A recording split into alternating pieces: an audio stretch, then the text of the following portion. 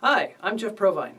For episode 0, I wanted to talk a little bit about why storycrafting is happening.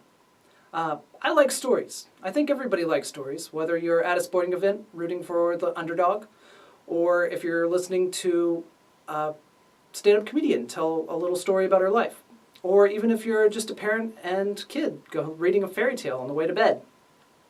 So I really like stories, and like a lot of people, I like to write my stories down. Whether it's nonfiction stories I've researched or something that's just come out of my head. I love it. So with all this writing, I even got my degree in writing on the way to becoming a teacher. I also like teaching. I've taught all kinds of courses, composition, mythology, even a history of comic books class that I really enjoy. My absolute favorite, though, is creative writing, and this is a chance for me to get my words on writing out to everybody. There are a lot of great instructional videos online about writing. A lot of them, however, are more inspirational than getting into actual mechanics of writing. So with storycrafting, I wanted to get into the nuts and bolts, the really nitty-gritty of what makes a story click. In storycrafting, I've broken down pretty much everything I know about writing into 12 parts.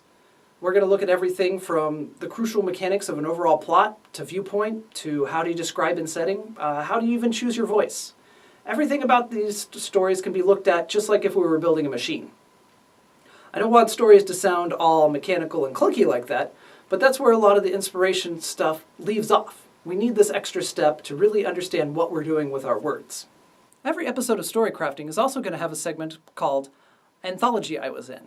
This is a chance not only to look at my own writing and see where I'm coming from, but also to take a look at some avenues for your own writing.